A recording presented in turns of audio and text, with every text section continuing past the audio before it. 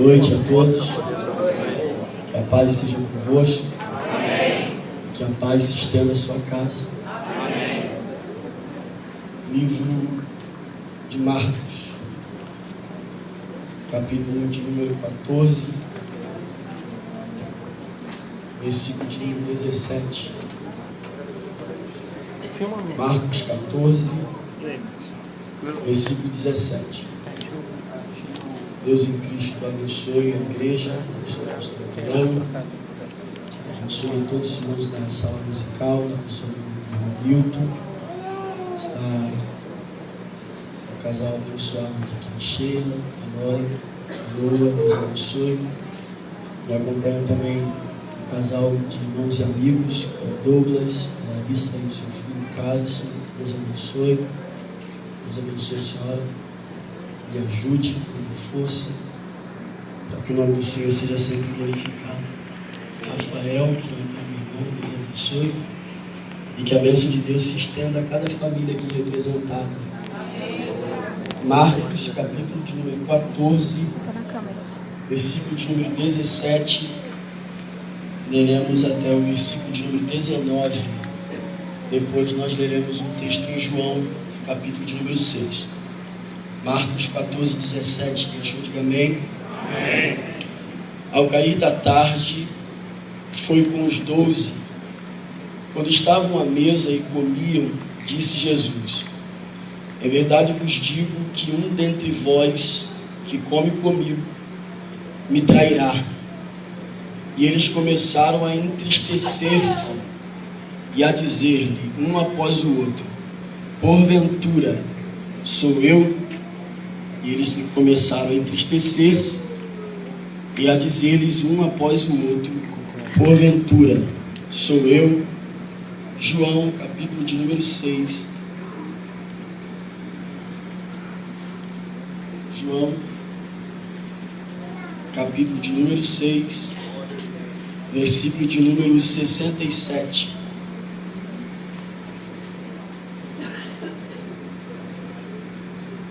João, capítulo de número 6, versículo de número 67. Amém? Amém. Então perguntou Jesus aos 12: porventura quereis também vós outros retirar-vos? Respondeu-lhe Simão Pedro: Senhor, para quem iremos, se só tu tens a palavra de vida eterna? Glória a Deus, aleluia. Beleza, Senhor.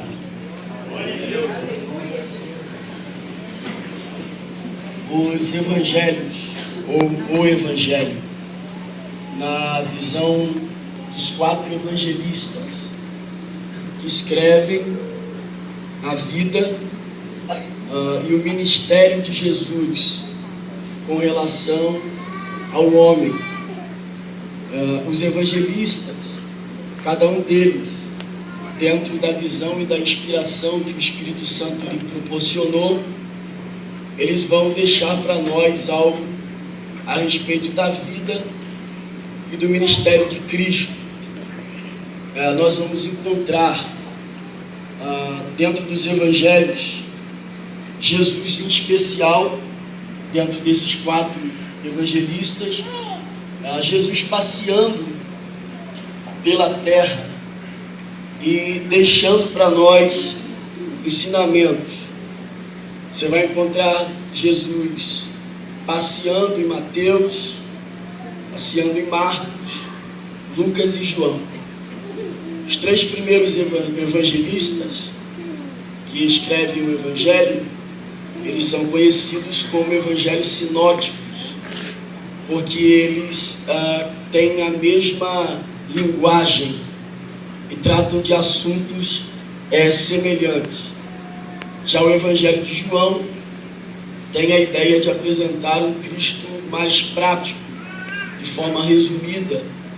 É conhecido como o Evangelho dos 7 milagres, ou o Evangelho espiritual, por ser o Evangelho que mais fala sobre o Espírito Santo, e tem a ideia de apresentar a Cristo como Filho de Deus.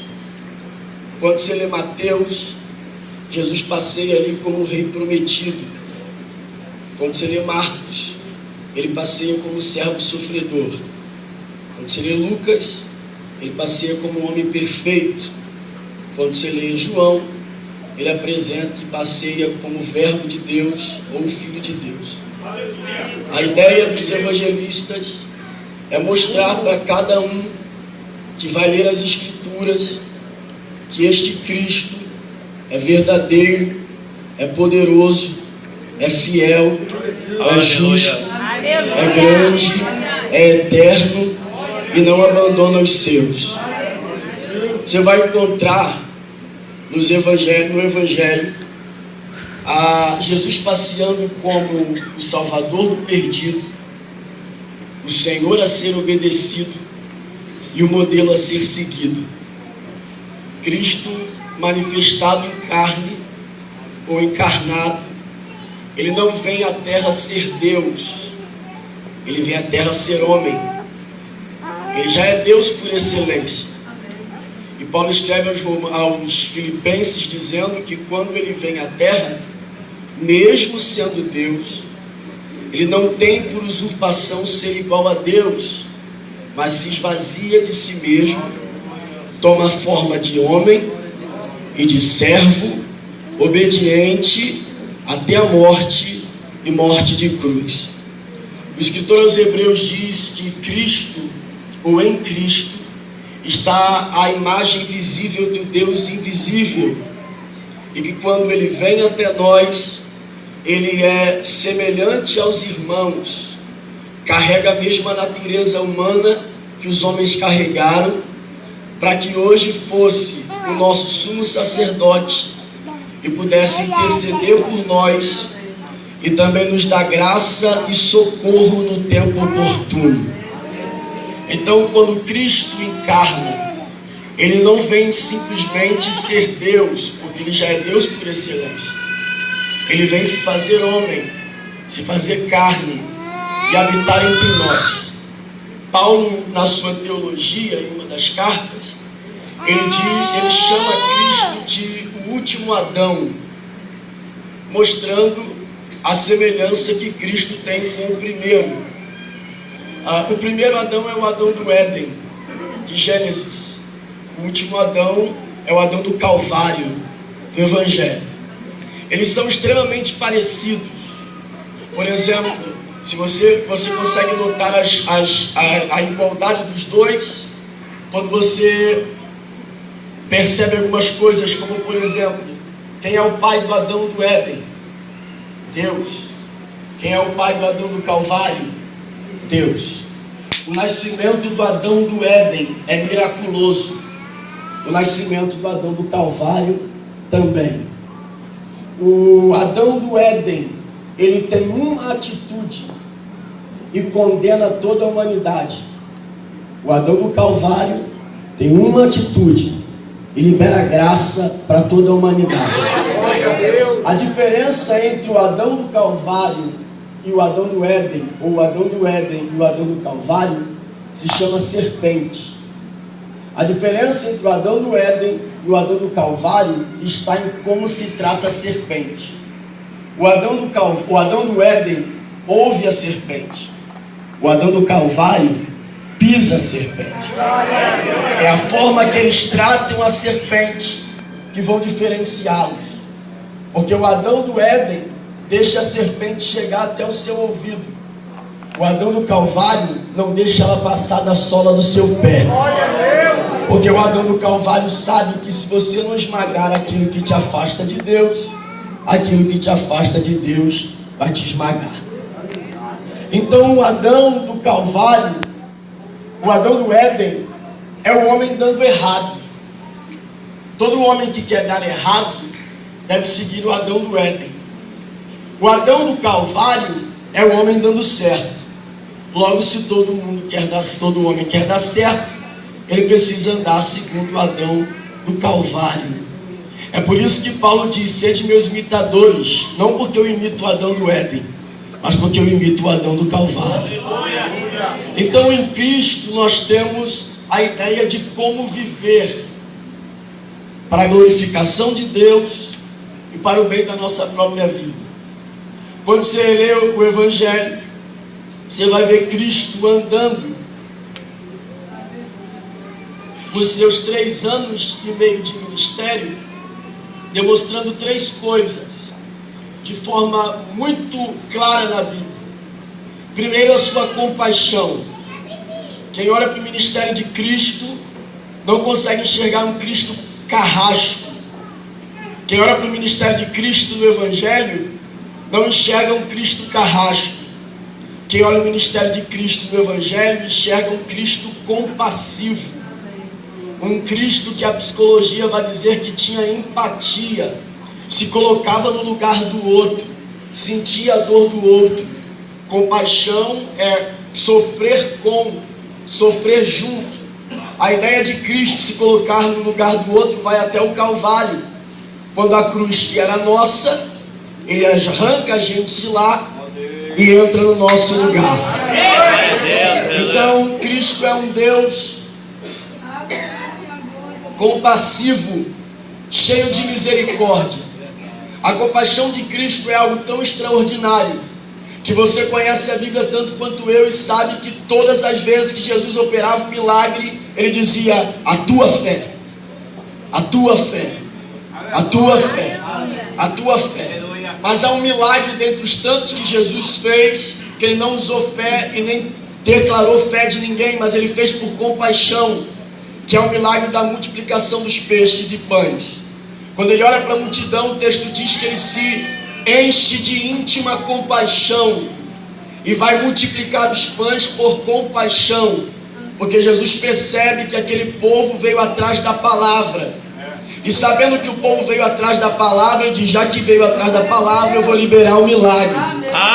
Já que veio atrás da palavra, eu sinto compaixão por esse povo que saiu de tão longe, que caminhou 3 dias e está aqui com fome e veio me ouvir. E se veio me ouvir, não vai sair de barriga vazia. Eu vou liberar o milagre para o povo.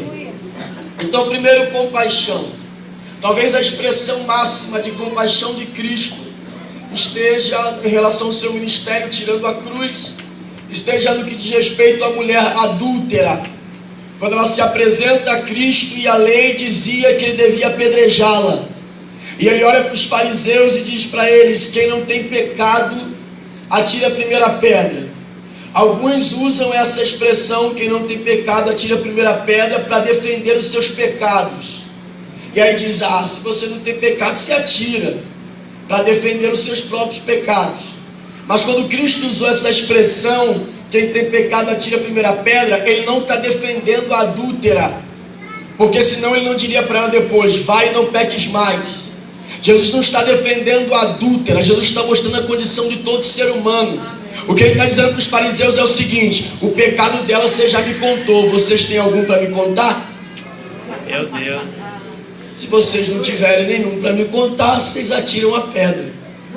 Ele demonstra extrema compaixão por aquela mulher, a perdoa e a libera dos seus acusadores. A segunda coisa que você enxerga muito claro no ministério de Jesus são os seus milagres. João chega a escrever: se ele fosse contar tudo que Jesus fez, a terra não suportaria de tantos livros que seriam escritos de tudo que Jesus fez. E o interessante, Ele fez tudo isso andando. Jesus fez tanto milagre andando, que se fosse escrever tudo o que Ele fez, nós não conseguiríamos suportar os livros que seriam escritos. E isso fica muito claro quando você vê os evangelhos, que Jesus fazia milagre de tudo quanto é jeito. Quem chegava na frente de Jesus, milagre. Chegavam por trás, milagre. Ele tocava em alguém, milagre. Alguém tocava nele, milagre. Vinha alguém por baixo, milagre. Vinha alguém por cima, milagre. Ele cuspia em alguém, milagre. Gostava em alguém, milagre. Passava saliva, milagre. Ele falava de longe, milagre. Falava de perto, milagre. Levantava a mão, milagre. Abaixava a mão, milagre. Tudo que Jesus fazia, aleluia, milagre. Glória a Deus. Fazia milagre de tudo quanto é jeito.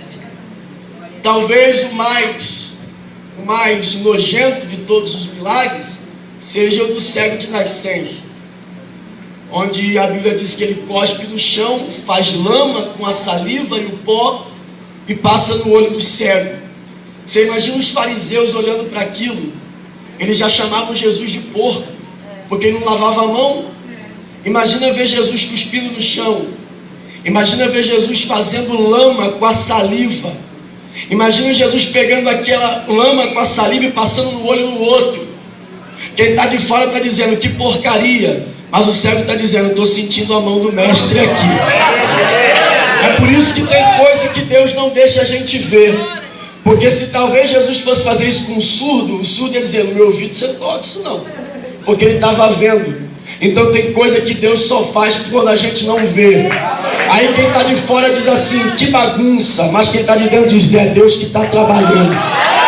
Quem está de fora diz, que confusão, mas quem está dentro diz, não é confusão, nós estamos em obra, nós estamos trabalhando, Deus está trabalhando, há uma ação de Deus, há um milagre de Deus.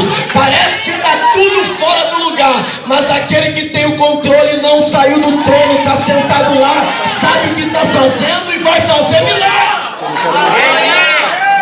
Aleluia!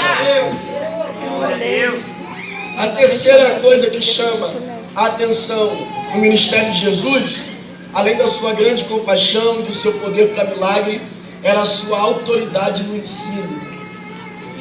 Ninguém ensinava como Jesus. A Bíblia diz que depois que ouviam Jesus falar, não queriam ouvir outro. Uma vez a Bíblia diz que saíram para prender Jesus, e os homens que foram prender a Jesus foram presos pela palavra que ele pregava. E quando os que foram prender Jesus chegaram nos homens que o mandaram prender sozinho e disseram, cadê Jesus que eu mandei vocês prender? Ele disse, como é que a gente prende um homem que fala como ele? Glória a Jesus. Glória a Deus. Eles foram para prender Jesus e ficaram presos pela palavra que ele pregava. Os ensinamentos de Jesus, eles eram extremamente poderosos. E ele tinha uma queda por discipulado. Jesus, ele fazia questão de perder tempo ensinando. Jesus fazia questão de perder tempo mostrando para o homem a sua condição e como ele poderia sair dela. Essa é a ideia do Evangelho. Todo Evangelho, através de discipulado, ele quer mostrar para o homem duas coisas. Primeiro, a sua condição. E segundo, como sair dessa situação. Um evangelho que não mostra ao homem a sua ferida, mas também que não dá cura para que essa ferida seja curada, não é evangelho. O evangelho mostra onde está o erro e mostra como sair dele. Os ensinamentos de Cristo eram nessa ideia, de mostrar a condição do homem e mostrar como o homem poderia sair dela. Mostrar que o homem estava distante de Deus, estava perdido, estava confuso, mas que havia uma condição, havia um caminho, havia uma verdade, havia uma vida que eles podiam seguir e alcançar e agarrar novamente no braço de Deus. Então os ensinamentos de Cristo têm essa intenção para nós. Mostrar a nossa condição e mostrar como podemos sair dela. Nós lemos dois textos aqui que deixam muito claros essa ideia de Jesus. Ainda falando sobre discipulado, se você ler a Bíblia, existem dois textos muito parecidos no que diz respeito a vasos. Você tem a casa da viúva, que acontece um milagre, mas os vasos são emprestados. E você tem a casa do oleiro, onde também tem vaso, mas o vaso é fabricado. Nós percebemos aqui duas casas. Casa da viúva tem vaso, mas é emprestado. Casa do oleiro tem vaso, mas é fabricado. Isso aponta para duas igrejas. Uma igreja que gosta de fazer festa com vaso emprestado, e uma igreja que perde tempo fabricando seus próprios vasos. Alguns, infelizmente, preferem vasos emprestados, porque você não perde tempo. Já vem pronto, já vem falando em língua estranha, já vem com gravata, já vem com terno, já vem falando hebraico, aramaico e grego, já vem pregando, já vem profetizando, cantando e tocando. Essa é a casa da viúva. Acontece milagre? Acontece. Mas depois que o vaso é cheio, ele vai embora, porque ele é emprestado. Agora a casa do oleiro também tem vaso, só que esse vaso é fabricado. Ele não vem com vício, Ele não vem com o que ele aprendeu em outro lugar. Ele não vem com o que ele vem achando na mente. Ele vem fabricado. E com esse o oleiro perde tempo, porque vaso em processo de transformação, em processo de lapidação, ele vai se quebrar algumas vezes, ele vai destruir algumas vezes. Mas na olaria de Deus não tem lixeira. Você não joga ninguém fora. Você pega e faz de novo. Você pega e visita de novo. Você pega e ensina de novo, até o vaso for formado do jeito que o oleiro quer. Nós vivemos um período de casa de viúva, onde é mais fácil vaso emprestado que vaso fabricado. Você olha para o ministério e tem 40 obreiros. Quantos foram membros dessa casa? Quantos foram criados ali? Quantos foram discipulados ali? Quantos aceitaram Jesus ali? Quantos ensinados ali? Quantos frequentam a escola dominical ali? Quase nenhum, porque nós preferimos vasos emprestados que vasos fabricados. Mas a casa aqui ainda é casa do oleiro, e Deus tem poder para fabricar vasos do nada. Deus tem poder de levantar gente do nada e fazer com que também estes glorifiquem o nome do Senhor. Então Jesus ensina, e o ensino de Jesus se divide em duas partes para me correr e entregar. A primeira parte do ensino está no capítulo de Marcos, capítulo 14. Quando preste atenção nessa ideia, 12 discípulos que estão sendo preparados para serem apóstolos. A Bíblia diz que eles estão na mesa sentados com Jesus. E quando eles estão sentados com Jesus, Jesus diz o seguinte: olha, um de vós que come comigo vai me trair. Preste atenção no que é um discipulado de Cristo. Quando é Cristo que ensina, preste atenção na postura, na ideia, na visão de quem foi ensinado por Cristo.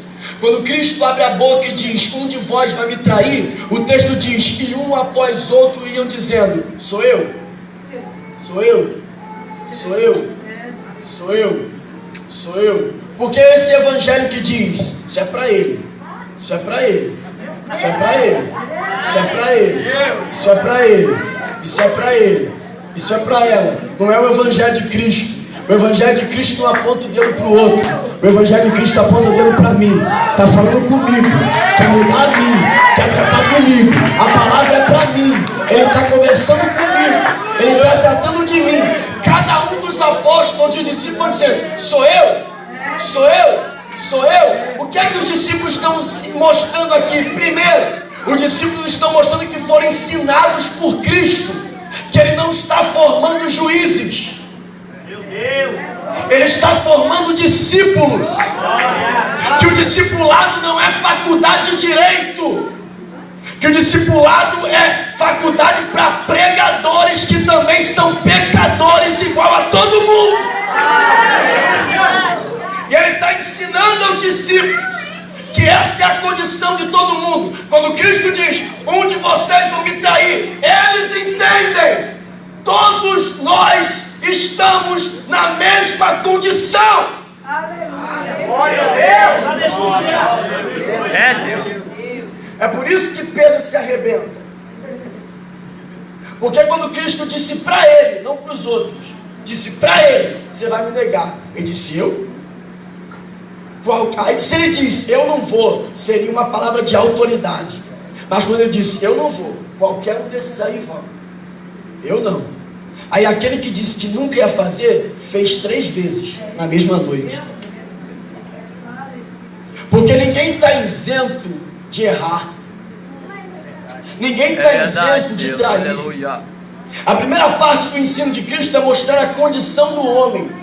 E a condição do homem é, infelizmente, de ter tendência a trair Cristo, tendência a largá-lo, tendência a abandoná-lo, tendência a ir contra tudo aquilo que ele ensinou 3 anos. Glória a Jesus. É Deus. O camarada está fazendo milagre, o camarada está operando, o camarada está pregando, está cantando, está profetizando, mas tem a tendência. Glória a Jesus. Quando os discípulos botam o dedo para eles, sou eu, está cada um dizendo, cada um de nós temos um pouquinho de Judas. Glória a Jesus. Aleluia. E ele vai abrir a condição do homem para mostrar que o homem tem tendência em abandoná-lo. E a parábola que explica isso muito bem é a parábola do filho pródigo. Ele tem tudo com o pai. O pai é bom, rico e amoroso. Só que esse pai bom, rico e amoroso tem leis. Glória a Deus. E o problema do filho não é com a bondade, com o amor e com as riquezas do pai. O problema do filho é com as leis que o pai determinou. Só que na casa do pai, enquanto o filho morar lá, ele come o que o pai dá para ele comer, ele veste o que o pai dá para ele vestir, ele vai para onde o pai diz que ele vai, ele vem para onde o pai diz que ele vem. Ninguém tem problemas com Deus. O problema do homem é com a sua palavra. Glória a Jesus. Porque a sua palavra nos limita. E aí o texto diz que o filho pródigo, estou falando da condição do homem, ele abandona o pai, mesmo tendo tudo. Ele abandona o pai e vai na direção da lama. Glória a Deus. Cada passo que ele dá para longe do pai é um passo mais perto da lama. Só que o filho pródigo não sabe que está caminhando para a lama, porque se todo filho soubesse, glória a Jesus, que uma atitude longe do pai leva ele para a lama, ele não sairia de lá. Só que preste atenção no que eu vou dizer. Antes da lama aparecem as meretrizes. E o texto não diz que ele gasta tudo no chiqueiro. O texto diz que ele gasta tudo no bordel. Porque ninguém gasta para se sujar. Gasta para ter prazer. Só que a gente não percebe que depois da cama vem a lama. Só que o prazer que a cama me dá faz com que eu não tenha problemas em ter consequências na lama. Meu Deus. Glória a Deus. Não interessa se eu vou parar no meio de porco. Não interessa se eu vou comer lavagem. Porque eu não gasto para isso. Eu gasto para sentir prazer. E o prazer, quando ele é muito alto, ele esconde de nós as consequências daquele prazer. Glória a Deus. Glória a Jesus. O filho pródigo não sabe. Porque antes da lama, ele encontrou a cama. E ele não percebe que o diabo é mestre. Quem está me ouvindo, diga amém. O diabo é mestre. O diabo é o quê? Mestre. Em fazer festa dentro do chiqueiro sem que você sinta o cheiro da lama. Ele é mestre para te levar a dançar no chiqueiro sem que você perceba que o teu parceiro de dança é um porco. Glória a Jesus. Glória a Jesus. Glória a Deus. E o grande problema do que diz respeito a pecado, porque todas as vezes que você vê alguém perder, é fácil, irmão, é muito fácil, irmão. Você chegar para alguém e dizer, você precisa de Jesus, porque você só perde, só perde, só perde. Difícil é você dizer para alguém, você está errado quando ele só ganha. Está dando tudo certo. Como é que você arranca alguém de um lugar que está dando tudo certo? Mesmo sendo errado. Glória a Jesus. Como é que você arranca alguém de um lugar que está errado se está dando tudo certo? Oh, irmão, não se iluda. Glória a Jesus. Tem coisa que dá certo, mas não está certo. E deixa eu lhe dizer algo importante. Deus, isso aqui é muito esquisito e eu vou te explicar. Mas Deus ainda faz dar certo com gente errada. Se aprende a vida toda que tem que consagrar, que tem que orar, que tem que jejuar, que tem que buscar, que tem que separar. Aí vem alguém que não ora, que não jejua, que não separa, que vive uma vida bagunçada. E quando prega, funciona. Quando canta, funciona. Quando toca, funciona. Mas está errado, mas dá certo. E por que é que Deus faz dar certo com gente errada? Deus. Glória a Jesus. Aleluia. Aí você vai lá em Moisés, em Deuteronômio, em Números. Deus diz assim para Moisés: ô Moisés, fala com a rocha. Aí Moisés vai e bate na rocha. Deus não mandou ele bater, Deus mandou ele falar. Se ele bateu e não falou, ele desobedeceu. Se ele bateu e não falou, ele está em pecado. Se ele bateu e não falou, ele está errado. Mas mesmo errado, sai água. Aí a pergunta é: por que Deus faz dar certo com gente errada? Por que Deus faz dar certo com gente errada? Não é por aprovação de conduta, é por necessidade do sedento. O povo quer água, vai sair água. Só que o mesmo Moisés errado, que bateu na rocha e saiu água, foi o mesmo que Deus chamou no canto e disse: saiu água, Moisés? Saiu. O povo bebeu? Moisés bebeu. Agora na terra tu não entra. Glória a Deus. É por isso que naquele dia alguém vai dizer: eu profetizei no teu nome. Deus vai dizer: claro, o povo tinha sede de profecia. Eu cantei no teu nome, claro, o povo tinha sede de música. Eu preguei no teu nome, claro, o povo tinha sede de palavra. Mas aqui em cima tu não entra. Te regalha, aqui você não entra.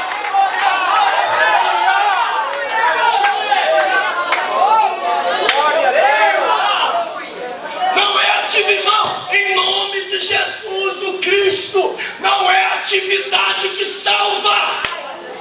Não confunda atividade, porque atividade é uma coisa, intimidade é outra.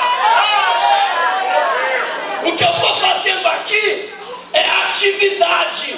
O que a irmã fez aqui, atividade. O que a irmã fez aqui, atividade. O que o pastor faz nessa igreja, atividade. Glória a Deus. Aleluia.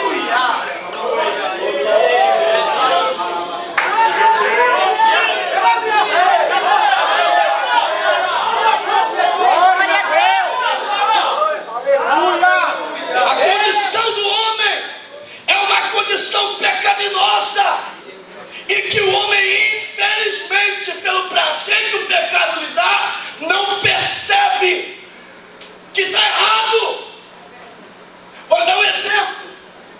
O camarada sai na rua aí ele vê um cara jogado no chão, na cracolândia da vida. Vai dizer assim: coitado, está preso nas drogas. Só que ele vai na boca, compra e usa em casa. Aliás, que preso é o cara que está na cracolândia. Ele não, ele faz por hobby. O cara vai no bar e o cara está jogado lá bebendo. Beba, ele diz: coitado, preso na bebida. Só que ele vai lá e compra dele e bebe em casa. Aí ele acha que ele não está pecando, porque ele está jogado no chão.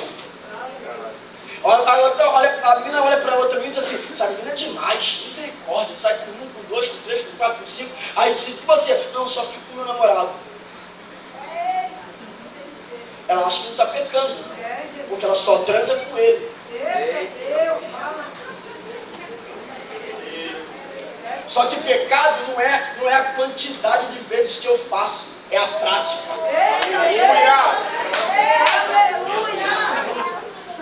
Sansão caiu com 3 prostitutas. Adão pegou uma vez só. Glória a Jesus. Meu Deus. E para Deus foi tudo a mesma coisa. Porque essa é a condição do homem. Pecado acima de pecado. Mas o ambiente não deixa a gente perceber que é pecado. Porque a pior prisão é aquela que a gente não vê algema. Aleluia! Porque quem tem autoridade para ir que finge, a Lava Jato pegou o cara e no outro dia tem problema de coração. Aí opera, aí vai ser preso em casa. Por quê? Porque em casa ele não tem sensação de preço. Vou pagar a pena em casa, porque em casa ele tem ambiente. o ambiente é favorável, ele não tem a sensação de estar preso. E tem gente arrebentada no pecado, humilhada, destruída, mas não tem a sensação de que está preso, porque tem holofote, porque tem amigo, porque tem contato, porque tem parceria. Irmão, cuidado com isso, porque pecado é igual festa na tua casa. Pecado é igual festa na minha casa. Quando você chama alguém para festa na tua casa, você não dá um convite para ele e diz assim: toma aqui um saquinho de lixo. Ah, você acabou de comer, você dá o convite, essa pessoa só vai lá comer, beber, pular e divertir.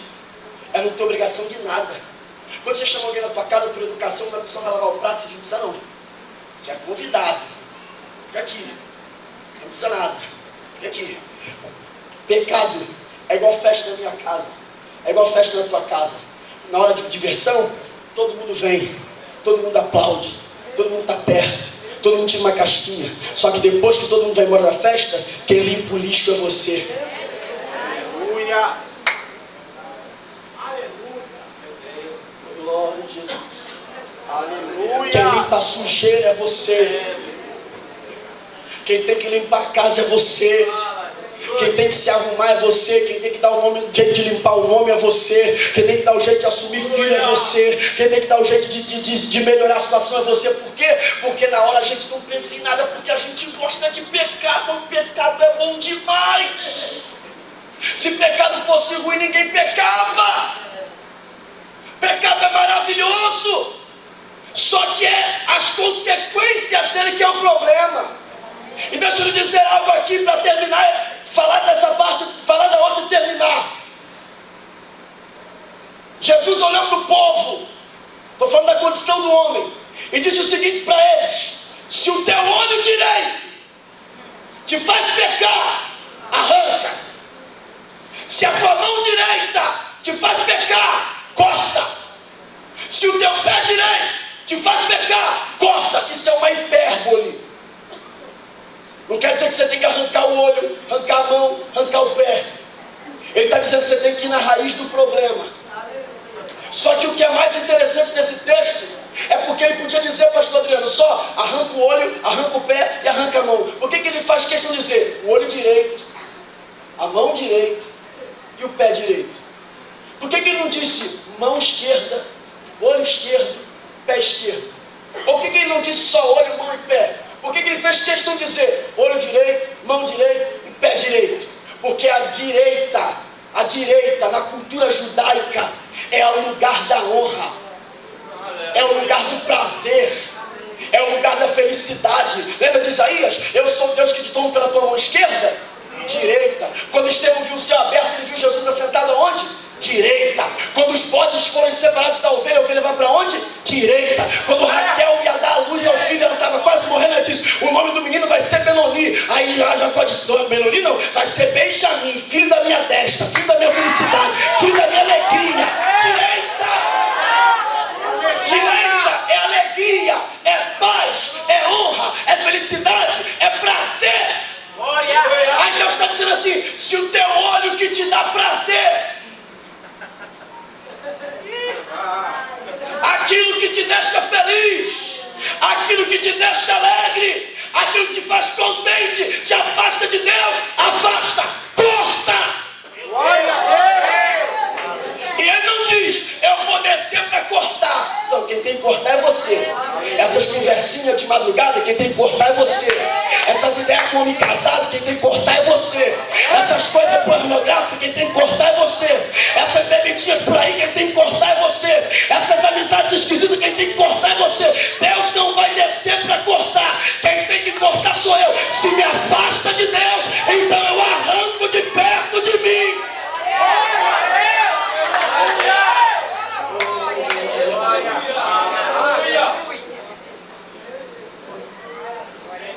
A condição do homem é de pecado. E deixa eu te explicar algo importante. Quando Eva olha para o fruto, o texto diz assim: e ela viu, e ela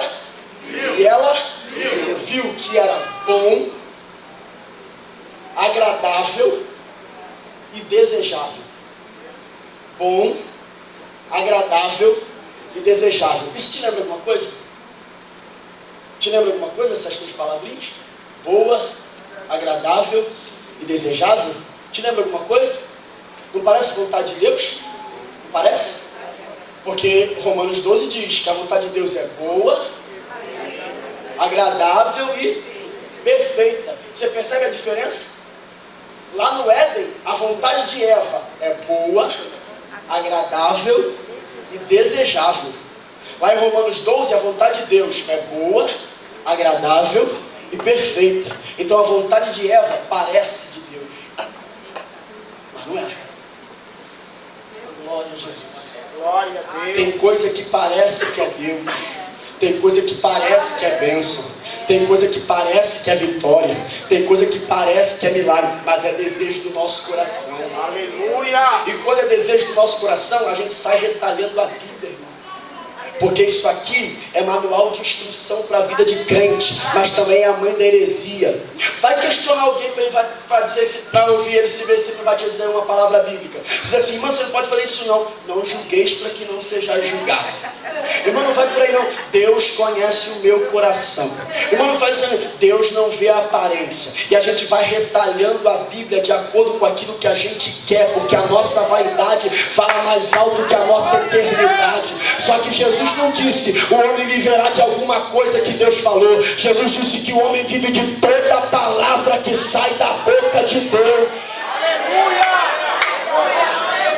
A condição do homem é pecaminosa. A condição do homem, ele tem tendência a trair. Quem lhe estendeu a mão, o pai bom, o pai fiel, o pai amoroso, a gente tem tendência de abandoná-lo. Só que o filho chega na lama. Glória a Jesus. E quando ele chega na lama, nós vamos para a segunda parte dos ensinos de Jesus. O primeiro é a condição do homem de abandoná-lo até a lama. E o segundo é quando na lama ele lembra para onde nós iremos. Oh, glória a Jesus. Glória a Deus. Oh, glória a Jesus. Tem que voltar. Aleluia. Porque para onde nós iremos se só tu tens a palavra de vida eterna? O primeiro lado do ensino de Jesus é mostrar a nossa condição. O segundo lado do ensino de Jesus é mostrar para nós que mesmo com tendência de traí-lo, nós não podemos largá-lo. Glória a Jesus. Glória a Deus. Eu posso falhar, eu posso errar, eu posso cair, mas Ele é meu Pai. Oh, glória a Jesus. Ele é meu Pai, aleluia. E vai chegar uma hora que eu vou ter que voltar para casa, que eu vou ter que voltar para a presença dEle, que eu vou ter que voltar para perto dEle. Aí o filho, ele vai dizer assim, ele vai olhar para a condição dele. Primeiro lá no ensino de Jesus, ele olha para a condição dele e diz assim, o que eu estou fazendo aqui? Estou misturado com porco, mas sou filho. Aleluia. Meu Glória a Deus. Jesus. Glória a Deus. Estou comendo no chão, mas tem uma mesa na casa do Pai. Estou com desejo de lavagem, mas lá tem banquete. Oh, glória a Jesus. Aí ele ensaia, ele diz, eu já não sou mais digno de ser chamado teu filho. E ele diz, eu vou me levantar e vou para a casa do meu Pai. Aleluia. E quando ele chega na casa do Pai, o Pai que não abriu os braços para ele ir embora, também não cruzou quando ele decidiu voltar. Glória a Deus. Oh, Aleluia. Aleluia. Quando ele vem caminhando na direção do Pai, o Pai sabe que ele errou, o Pai sabe que ele vendeu tudo, o Pai sabe que ele se envolveu com meretriz, o Pai sabe que ele estava no meio do porco, mas o Pai diz, tua casa ainda é aqui, tua família ainda é aqui, teu lugar ainda é aqui. Você deu mole, você vacilou, você não presta mesmo não, mas eu te amo.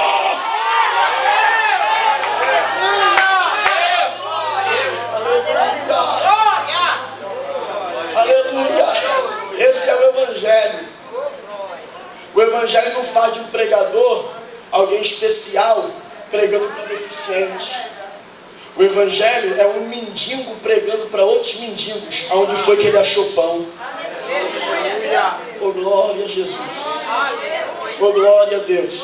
Só que quando a gente vai voltando para ele, a Bíblia diz que acontecem duas coisas, duas reações. A primeira reação é do pai, a segunda é do filho. Mas vamos trocar e mostrar a primeira atitude do filho. Quando o filho mais velho está voltando, o filho mais novo está voltando, o filho mais velho diz: Ele? Não, aqui não. Porque se depender de alguns irmãos, a gente nunca mais volta. E sabe o que é mais interessante no texto? É que foi o mais velho que contou para o pai o que o filho fez. Ele gastou dinheiro com as meretrizes. O pai nem sabia onde ele estava. Isso significa uma coisa: ou esse filho sabia onde o irmão estava, ou ele ouviu falar e guardou para quando ele chegasse usar contra ele. Glória a Jesus. Porque tem gente que vê a gente caído, mas não levanta para guardar aquilo que ele viu contra você quando você voltar. Tem gente que sabe onde a gente está, mas não vai atrás para guardar aquilo que a gente está fazendo, para quando a gente voltar a jogar contra nós. Você não pode pregar isso, você não pode falar isso, você não pode cantar isso, você não pode orar por isso, você não pode falar por isso, porque eu sei onde você estava, eu sei o que você fez no verão passado, eu sei onde você estava, eu sei o que aconteceu, eu sei, mas é linda a atitude do irmão mais novo, porque quando o irmão mais novo decide voltar, ele não diz: eu vou voltar para a casa do irmão, ele diz: eu vou voltar para a casa do meu pai. E enquanto a casa for do meu pai, o irmão gostando ou não gostando, vai ter que me ver dando glória ali dentro.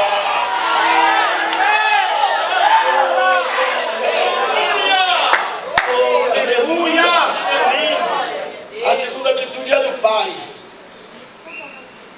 que ele olha o filho chegar e o filho diz: não sou digno, olha como eu estou, parecendo um porquinho, não sou digno de ser teu filho, não sou digno de ser teu filho, não sou digno de ser teu filho. Aí o pai diz para ele: troca de roupa. Glória a Jesus.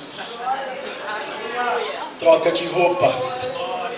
Aleluia. E por que troca de roupa? Porque quem volta para a casa do pai não senta na mesa do pai igual porco. Glória a Deus. Você não vem para a casa do pai para continuar o porco que você era lá fora. Você vem para a casa do pai para tornar a seu filho que você era. Troca de roupa. Pai diz: troca de roupa. E agora faz o quê? Faz um churrasco.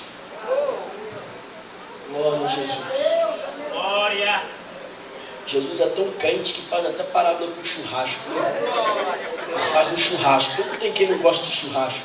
Faz um churrasco. Agora preste atenção nisso. Quando o filho pensa no pai, quando o filho está no meio dos porcos, ele diz: quero comer lavagem. Quando ele pensa em voltar para a casa do pai, diz: eu só quero um pedaço do pão. Quando ele entra na casa do pai, o pai diz: mata um boi. Oh, glória a Jesus. Porque no mundo qualquer lavagem serve. Quando a gente se arrepende, qualquer pedaço de pão tá bom. Mas quando o pai nos abraça, ele diz: nem lavagem nem pão, churrasco. Oh, glória a Jesus. Oh, glória a Deus. O que Deus tem para a tua vida, oh, glória a Jesus, não está dentro de um chiqueiro de porco. O que Deus tem na tua vida, aleluia, não está num pedaço de pão embolotado e vencido. O que Deus tem para a tua vida está em cima da mesa te esperando. Você tomar uma posição de verdade e dizer: eu não quero mais essa porcaria, eu não quero mais viver desse jeito, eu quero voltar.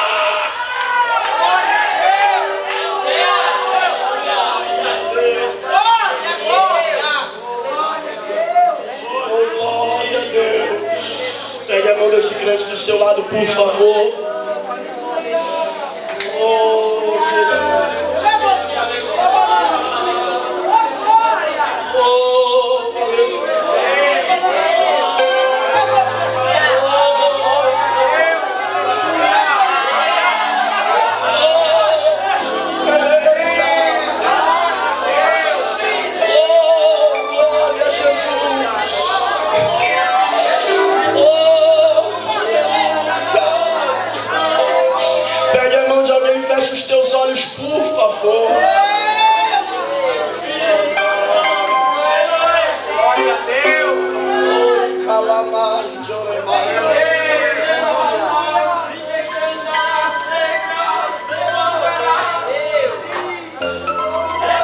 pegando a mão de alguém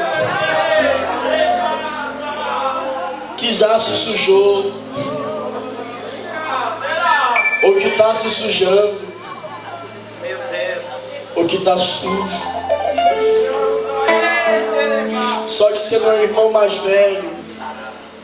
Você não está aqui para dizer aqui você não entra. Você está aqui para dizer para onde nós iremos.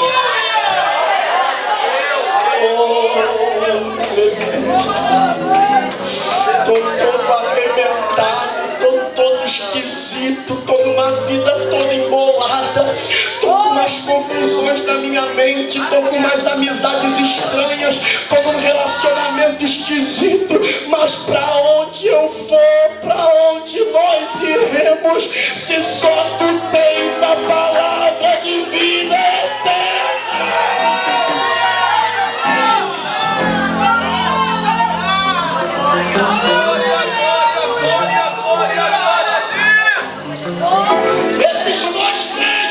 Pega a mão de alguém e fecha os teus olhos, por favor. Se mantenha assim.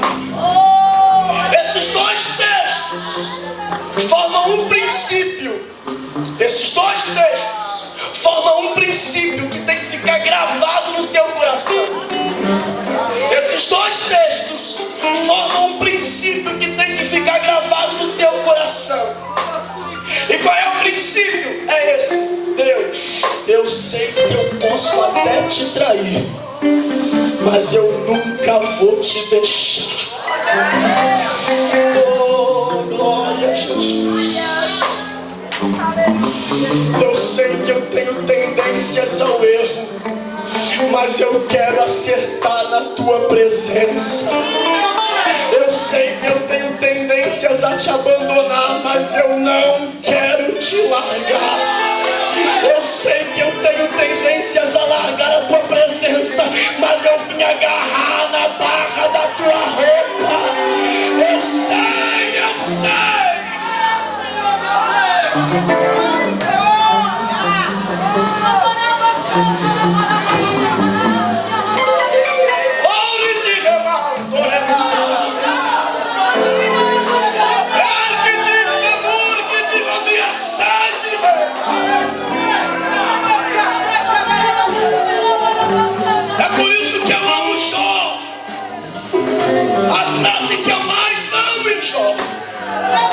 Não solta a mão desse crente, não.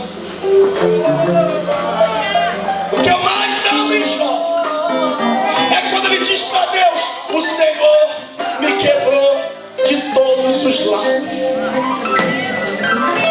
Sabe o que Jó está dizendo para Deus? Não tem uma área da minha vida que não esteja um caco. Não tem uma área da minha vida que não esteja arrebentada. Não tem uma área da minha vida que não esteja em confusão. Não tem uma área da minha vida que não precisa de conserto. Só que Jó abre a boca e diz: o Senhor me quebrou de todos os lados, mas ainda que Ele me mate, nele eu esperarei. Oh, glória a Deus. Jó está dizendo para Deus: eu estou quebrado, mas eu não te largo. Estou arrebentado, mas não te largo. Estou confuso, mas não te largo. Estou abandonado, mas não te largo.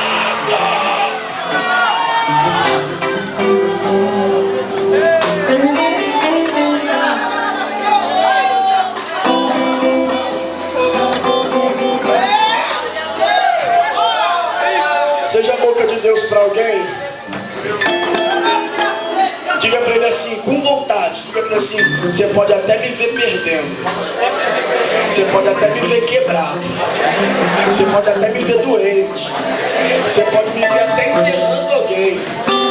Você pode até ver confusão na minha casa. Diga aí, você pode ver até confusão na minha casa. Você pode até me ver de bolso vazio. Mas uma coisa você não vai me ver: você não vai me ver desviado.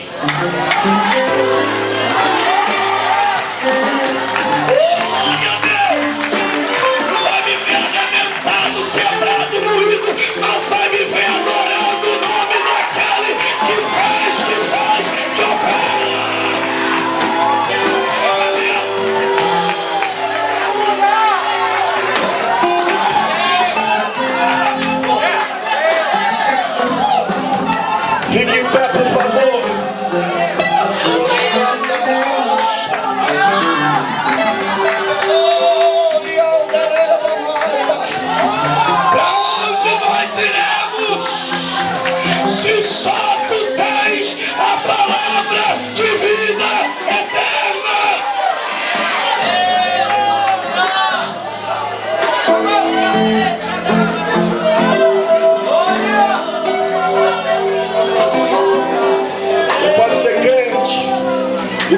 abrace alguém do seu lado. Um abraço de crente. Um abraço mesmo de verdade de crente. Abraçar essa pessoa que está lá e dizer para ela: pode estar tudo ruim, mas eu vou agarrar nele. Vou agarrar nele. Oh, vou agarrar nele. Oh, glória, eu vou para o céu agarrado nele. Eu vou para o céu agarrado nele, agarrado nele, agarrado nele, agarrado nele, agarrado nele.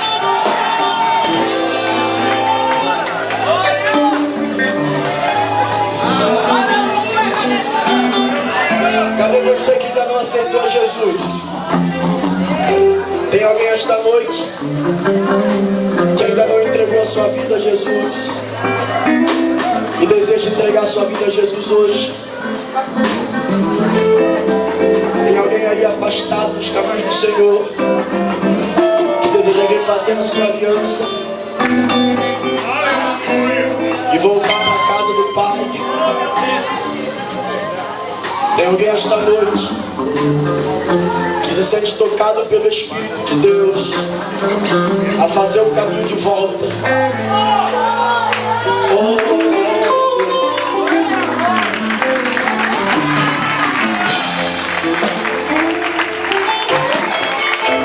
Sabe o que a Bíblia diz? A Bíblia diz que a parábola termina com festa, com música e com dança. Aí Jesus diz que aquilo representa o céu quando um pecador se arrepende. Oh, glória a Jesus. Tem mais alguém que deseja entregar sua vida a Jesus? Que sente a necessidade de fazer o caminho de volta? Que sente a necessidade de entregar sua vida a Jesus? Que sabe das tuas tendências ao erro, mas que não quer abandoná-lo, porque entende para onde nós iremos se só tu tens a palavra de vida eterna. Aproveite a oportunidade. O céu é para a tua vida. O céu é para aqueles que desejam Jesus. Glória!